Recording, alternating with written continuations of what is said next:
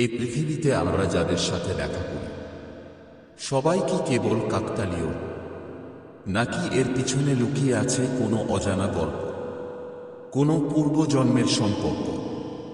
হয়তো তুমি জানো না, কিন্তু তোমার জীবনে যে মানুষটি স্বামী বা স্ত্রী হয়ে আসে, সে শুধু এই জন্মের নয়, সে তোমার কর্মফল।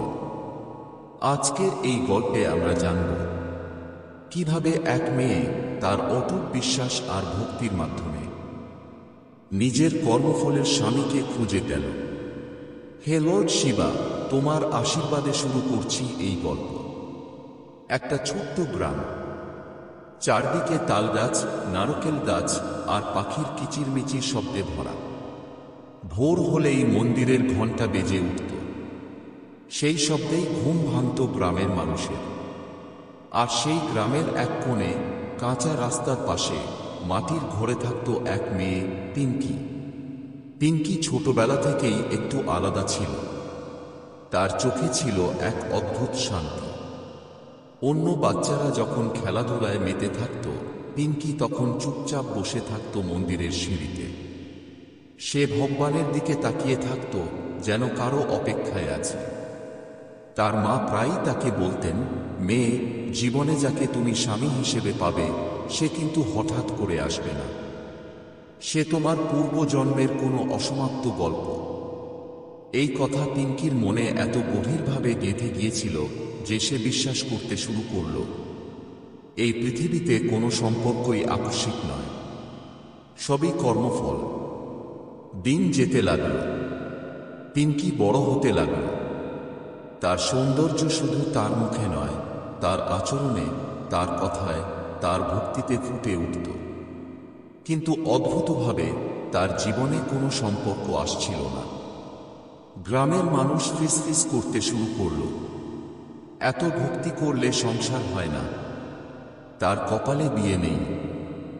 এই কথাগুলো তার কানে যেত, কিন্তু তার বিশ্বাস ভাঙত না।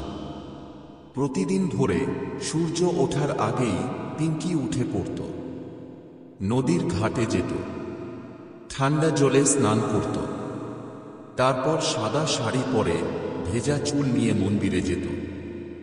সে লর্ড শিবের সামনে দাঁড়িয়ে চোখ বন্ধ করে বলতো, হে মহাদেব, তুমি যাকে আমার জন্য ঠিক করে রেখেছ, শুধু তাকেই আমার জীবনে পাঠাও। আমি অপেক্ষা করব। তার কণ্ঠে ছিল না কোনো তাড়াহুড়ো, ছিল শুধু বিশ্বাস। একদিন আকাশটা ছিল মেঘলা, হালকা বাতাস বইছিল। পিঙ্কি প্রতিদিনের মতো মন্দিরে ঢুকল, কিন্তু সেদিন কিছু একটা আলাদা ছিল। মন্দিরের এক কোণে দাঁড়িয়ে ছিল এক অচেনা ছেলে। তার চোখ বন্ধ, হাতে রুদ্রাক্ষ, ঠোঁটে মন্ত্র। পিঙ্কির চোখ তার দিকে আটকে গেল। তার মনে হলো, এই মানুষটাকে আমি চিনি। ছেলেটির নাম ছিল অরুণ। সে চোখ খুলে পিঙ্কির দিকে তাকাল। কয়েক সেকেন্ড দুজনেই চুপ। তারপর অরুণ ধীরে বলল, মনে হচ্ছে আমি তোমাকে আগে কোথাও দেখেছি। এই এক মুহূর্তেই যেন সময় থেমে গেল। এরপর থেকে তারা প্রায়ই মন্দিরে দেখা করতে লাগল। প্রথমে শুধু দৃষ্টি, তারপর কথা, তারপর ধীরে ধীরে বন্ধুত্ব। কিন্তু এই সম্পর্কটা ছিল অন্যরকম। এতে কোনো অস্থিরতা ছিল না, ছিল এক অদ্ভুত শান্তি, যেন তারা একে অপরকে অনেকদিন ধরে চেনে। একদিন মন্দিরের বৃদ্ধ পুরোহিত তাদের ডেকে বললেন, তোরা শুধু এই জন্মে নয়, আগের জন্মেও একসাথে ছিলি, কিন্তু তখন তোরাদের সম্পর্ক পূর্ণ হয়নি। পিঙ্কির চোখ ভিজে গেল, অরুণের বুক কেঁপে উঠল। সবকিছু যেন পরিষ্কার হয়ে গেল। কিন্তু জীবনের পথ কখনো সোজা হয় না। কিছুদিন পর থেকেই অরুণের জীবনে ঝড় শুরু হলো।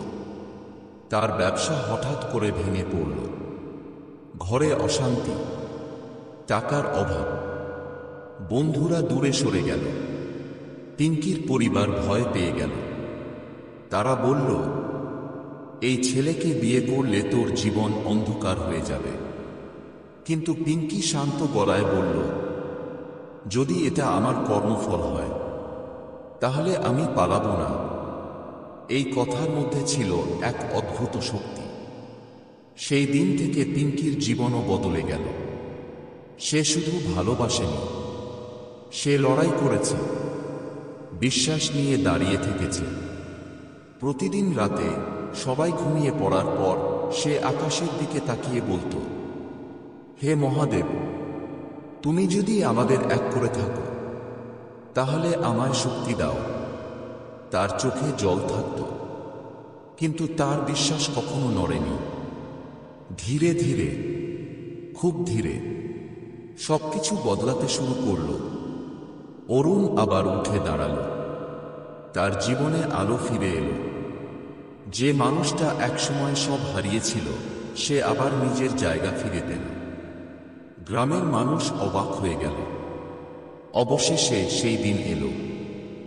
মন্দিরে প্রদীপের আলোয়, মন্ত্রের শব্দে ওয়ার্ড সাহেবের সামনে দাঁড়িয়ে পিঙ্কি আর অরুণ একে অপরকে গ্রহণ করল।